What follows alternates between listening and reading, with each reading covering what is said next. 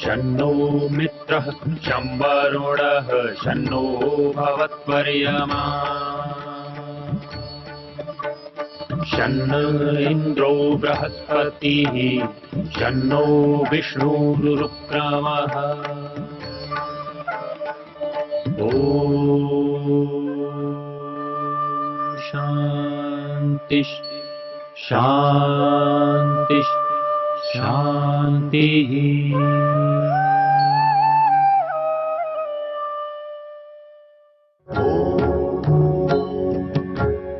चर्चा कर रहे थे, यजुर्वेद का मंत्र है तम यज्ञम बर्हिषि प्रोक्षन् पुरुषं जातमग्रतः तेन देवा अयजंत साध्या ऋषयश्च ये।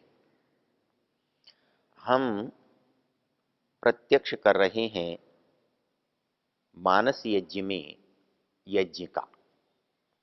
यहाँ परमेश्वर का नाम यज्ञ है और हमारे प्रत्यक्ष करने की प्रक्रिया वो भी यज्ञ है। तो मानस यज्ञ से तम यज्ञम, उस परमेश्वर को जो कौन है, पुरुषम, जिसे हम पहले से पुरुष कहते आए हैं। कैसा पुरुष है? अग्रतः जातम, जो पहले से विद्यमान है, जो इसने इस संसार का निर्माण किया है। हम उसको बाहर संसार से प्रत्यक्ष नहीं कर पा रहे हैं, तो उसे प्रत्यक्ष करना है तो हमें अंदर की ओर जाना होगा, तो उसे मानस प्रत्यक्ष कहा था। तम यज्ञम बर्हिषि प्रोक्षन् पुरुषम जातमग्रतः तेन अयजंत, तो उसको उन्होंने यज्ञ से देखा, उस मानस यज्ञ से देखा। तो किसने देखा? तो मानस यज्ञ से देखा। कैसे देखा? मानस यज्ञ से देखा। किसको देखा? यज्ञ को देखा। यज्ञ को मानस यज्ञ से देखा। किसने देखा? वहां तीन बातें कही हैं, साध्या, देवा, ऋषय। वैदिक साहित्य के कुछ शब्द हैं, यदि इन्हें हम ठीक से समझ लें और इनके अर्थ के बारे में हमें कुछ मालूम हो, जानकारी हो, तो हमारे बहुत सारे संदेह निवृत्त हो जाते हैं।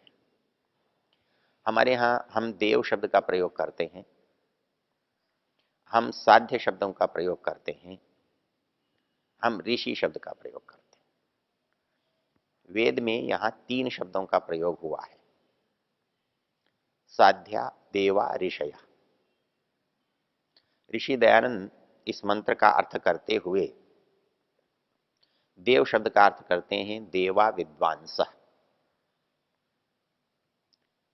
साध्या शब्द का अर्थ करते हैं साधना करने वाले योगाभ्यासी। और ऋषि शब्द का अर्थ करते हैं मंत्र दृष्टारा, मंत्र का अर्थ का दर्शन करने वाले। तीन शब्द हैं हमारे पास। सामान्य रूप से यहां जो अर्थ है विद्वांस, मतलब उसको देख सकते हैं, उसको जान सकते हैं, लेकिन क्या योग्यता चाहिए? योग्यता ये चाहिए कि उनके पास देवत्व चाहिए, विद्वत्ता चाहिए, योग्यता चाहिए, बुद्धि चाहिए। वो देख सकते हैं, वो तर्क वितर्क कर सकते हैं और उस तर्क वितर्क के माध्यम से उस तक पहुंच सकते हैं। तो विद्वान लोग उसे देख सकते हैं। जो योगाभ्यास करते हैं, साधना करते हैं, समाधि लगाते हैं, वो भी उसका साक्षात्कार सकते हैं, उसको देख सकते हैं। जो ऋषि लोग हैं वो देख सकते हैं, जो मंत्र की गहराई को जान सकते हैं, मंत्र के अर्थ का विचार कर सकते हैं, चिंतन कर सकते हैं, वो भी उसके सामर्थ्य को प्रत्यक्ष कर सकते हैं। हमारे यहाँ ऋषि शब्द बहुत प्रचलित है और ऋषि से हमारे मन में कुछ बड़े की कल्पना आती है, लेकिन यहां एक बात समझने से है कि ऋषि शब्द को हम जानना चाहें, थोड़े थोड़े इसके संदर्भ देख लें तो हमें अर्थ समझ में आ सकता है।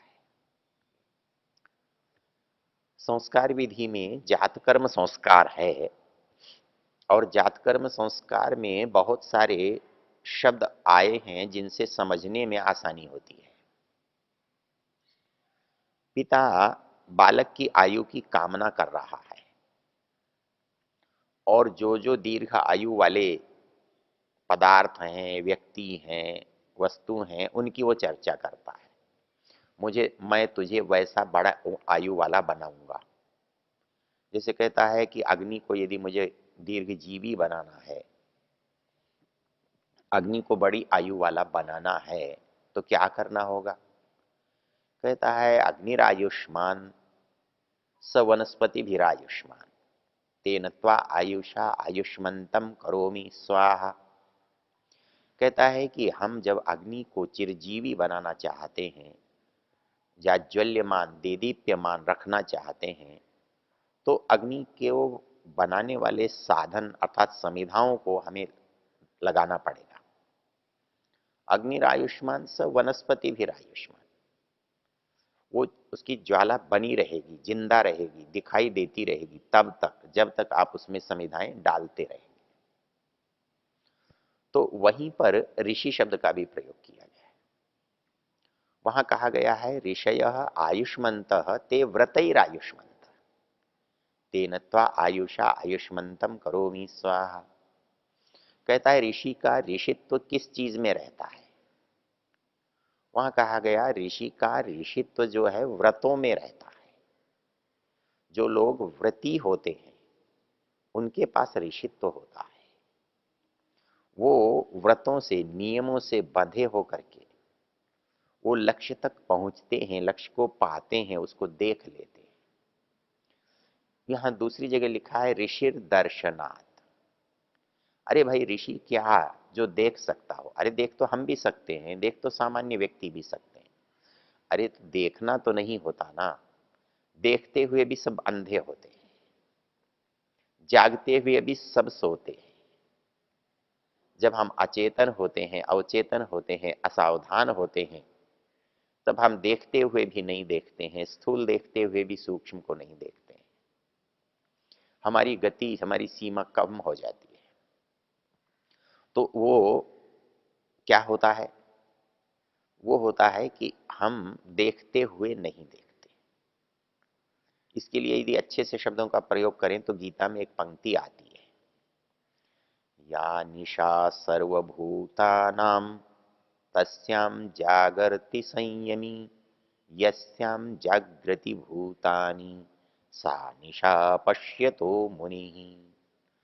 कहता है कि ये जो निशा है, रात्रि है, या निशा सर्वभूतानाम, जब सामान्य आदमी बेपरवाह होता है, असावधान होता है, उसका ध्यान दृष्टि नहीं होती है, तब समझदार आदमी सचेत होता है, सावधान होता है, उसकी दृष्टि होती है कुछ गड़बड़ है या कुछ अच्छा है। तो या निशा सर्वभूतानाम, सर्वभूतानाम या निशा, सारे प्राणी जिसको रात समझते हैं, जिसको बेपरवाह होकर देखते हैं, जिससे उपेक्षा रखते हैं, संयमी तस्मिन जागरति, जो विद्वान आदमी होता है वो उस समय उन चीजों को गहराई से देखता होता है। परिणाम उसका क्या होता है? जब सामान्य आदमी परेशान होता है, उतावला उद्विग्न होता है, संदेह में होता है, तब वो आदमी, संयमी आदमी निश्चिंत हो जाता है। या निशा सर्वभूतानाम तस्याम जागर्ति संयमी, यस्याम जागृति भूतानि सा निशा पश्यतो मुने। वो जो दृष्टा है, समझदार है, सावधान है, वो उस समय निश्चिंत होता है, सोता हुआ होता है, कोई बेपरवाह होता है। तो इसलिए ऋषि उसको कहा जो दूर देख सकता है। संस्कृत में एक और वाक्य आता है, वो कहता है कि परोक्ष प्रिया ही देवा प्रत्यक्ष द्विषा। जो विद्वान होते हैं वो दूर की देखते हैं, जो सामने नहीं है उसकी देखते हैं, जो आंखों से ओझल है उसके बारे में जानते हैं। परोक्ष प्रिया, जो दिखाई नहीं दे रहा है, जो समझ में नहीं आ रहा है, उसकी बारे में सोचना। तो ऋषिर दर्शनात्, दूसरी जगह कहा ऋषयो मंत्र दृष्टा। तो जिनकी ऋषि की भावना है उनका ज्ञान कैसा होता है। ऋग्वेद आदि भाष्य भूमिका में ऋषि दयानंद ऋषि और विद्वान के अर्थ में भेद करते हुए बड़े सुंदर प्रकार से एक बात कहते हैं। बोले कौन ऋषि है और कौन केवल विद्वान है। उन्होंने वहां परिभाषा की है कि ऋषि वो होता है जिससे वो बात कर रहा है, जिसके लिए वो सोच रहा है, जिन लोगों में वो रहता है, जिनसे उनका संबंध है, उनके बारे में उनको मुख्य मान करके जो बात करता है वो ऋषि होता है। जो सामने बैठे हुए व्यक्ति के हित की बात करता है वो ऋषि होता है। सामने बैठे हुए व्यक्ति के समझ में आने की बात करता है वो ऋषि होता है। और विद्वान कौन होता है लौकिक शास्त्र जगत में।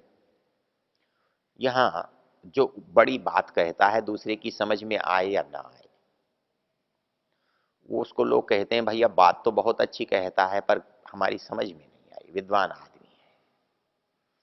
विद्वान अपनी को मुख्य मानकर बात करता है, वो अपनी योग्यता का प्रदर्शन करता है, अपने ज्ञान की शेखी बघारता है, अपने को स्थापित करने का यत्न करता है। लेकिन ऋषि सहज है, सरल है, और जो उसके साथ है, उसके सामने है, उसके हित की कामना से बात करता है। वो उसके स्तर पर जाकर बात करता है, वो उसकी भाषा में बात करता है, जैसे उसको समझ में आए वैसे बात करता है। इसके लिए हमारे यहाँ वैदिक साहित्य में एक अच्छा सा उदाहरण आता है। लोग तो उसे केवल एक कहानी के रूप में समझते हैं। जो अश्विनौ देवता हैं वो देवों के वैद्य हैं, और वो अश्विनौ देवता जो हैं दधीची से ज्ञान ग्रहण करना चाहते हैं मधु विद्या का। लेकिन दधीची कहते हैं कि यदि मैंने तुम्हें ज्ञान दिया तो इंद्र आकर मेरी गर्दन काट लेगा, इसलिए मैं तुम्हें ये ज्ञान नहीं दे सकता। अश्विनौ कहते हैं कोई बात नहीं, हम ऐसा करते हैं आपका मनुष्य का सिर काट देते हैं, हम आपके ऊपर घोड़े का सिर लगा देते हैं, तो आप घोड़े के सिर से हमें उपदेश दे देना। वो ऐसा ही करते हैं। वो जब घोड़े के सिर से, घोड़े के मुख से मधु विद्या का उपदेश करते हैं, इंद्र आता है और वो उनका गला काट देता है। अश्विनौ जो हैं वो वापस उनका अपना जो सिर है, मनुष्य का सिर है, वो लगा देते हैं और शेष उपदेश वो उससे दे देते हैं। तो सामान्य रूप से घटना बड़ी विचित्र लगती है। पहले मनुष्य का सिर काट दो, फिर घोड़े का सिर लगा दो, फिर घोड़े का सिर काट दो, फिर मनुष्य का सिर लगा दो। ऐसे से क्या फायदा। इसमें एक मोटी चीज जो समझ में आने की वो ये है, जब हम ज्ञान देना प्रारंभ करते हैं तो हमें उस स्तर पर जाना पड़ता है जो जिसको हम ज्ञान दे रहे हैं। एक बालक को कुछ सिखाने के लिए हमें बालक के स्तर पर जाना पड़ता है। बालक की भाषा को समझकर बालक की भाषा में उत्तर देना पड़ता है। तो उसको जब हम अपना ज्ञान दे देते हैं और वो धीरे धीरे उन्नत हो जाता है तो फिर हम अपने स्तर से ज्ञान दे सकते हैं। तो घोड़े के सिर से जो उपदेश देना है वो वक्ता का श्रोता के स्तर पर जाना है। जो उपदेशक है वो उपदेश सुनने वाले के स्तर पर जाना है। और जब उसका स्तर वो बढ़ा देता है तो फिर मनुष्य के मस्तिष्क से, मनुष्य के सिर से उपदेश दिया जा सकता है। अर्थात वो उपदेश ऊंचे स्तर का हो सकता है।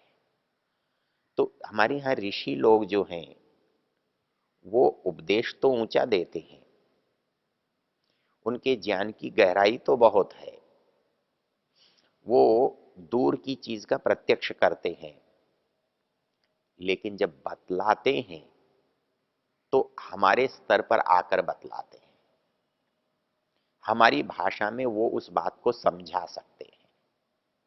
तो इसलिए इस मंत्र में एक शब्द आया ऋषया, कि ऋषि लोग उस परमेश्वर का साक्षात कर सकते हैं। तो परमेश्वर का साक्षात करने के लिए ऋषित्व की जो प्राप्ति है वो है दर्शन, देखने की योग्यता। आंखों से देखने की योग्यता नहीं, मन से देखने की योग्यता, आत्मा में झांकने की योग्यता, आत्मा में साक्षात करने की योग्यता। इसलिए यहां पर जो शब्द है वो ऋषया। एक शब्द है साध्या, अर्थात जो साधना में लगे हुए हैं, जो ईश्वर का साक्षात्कार करने का प्रयत्न कर रहे हैं, ऐसे लोग इस मानस यज्ञ को कर सकते हैं।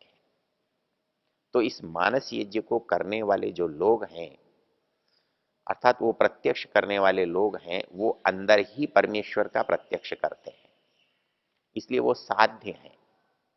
वो आंखें बंद करके आसन लगा के अपने अंदर साक्षात करते हैं, अपनी आत्मा में, जिसको योग दर्शनकार ने कहा है तदा दृष्टु स्वरूपे अवस्थानम। जब मनुष्य अपने चित्त को एकाग्र कर लेता है, बाह्य वृत्तियों से चित्त को समेट लेता है, तब उसकी बाह्य वृत्तियां बंद हो जाती हैं, तब उसके अंदर देखने की जो क्षमता और ताकत है वो आने लगती है। वो चित्त की वृत्तियों का निरोध हो जाता है और वो जो परिस्थिति होती है, वो जो योग्यता होती है, उसको पतंजलि के शब्दों में दृष्टु स्वरूपे कहा है। ऋषि दयानंद इसके दोनों अर्थ करते हैं। अर्थात जब आत्मा अपने अंदर को झांकता है, अपने अंदर को साक्षात करता है, तो वो केवल न अपना साक्षात करता है, अपितु अपने अंदर विद्यमान परमात्मा का भी साक्षात्कार करता है। वो परमात्मा का साक्षात्कार करता है क्योंकि वह साक्षात करता है, स्वयं कर्ता दृष्टा है। तो दृष्टा अपने अंदर जो है उसको भी देखता है और स्वयं को भी देखता है। इसलिए साध्या शब्द से उन योगाभ्यास करने वालों की ओर संकेत किया है जो अपने उस अभ्यास से, अपनी योगिक क्षमता से उस परमात्मा को देख सकते हैं, उस परमात्मा का साक्षात्कार कर सकते हैं। तो वो उनका जो काम है वो मानस यज्ञ है। उस मानस यज्ञ से उस यज्ञ का, जिसकी मंत्र में चर्चा की है, प्रत्यक्ष करते हैं। इसलिए मंत्र ने कहा उस यज्ञ को देखने के लिए आपको यज्ञ करना होगा, और वो यज्ञ आपका आंतरिक यज्ञ होगा, मानस यज्ञ होगा। ओ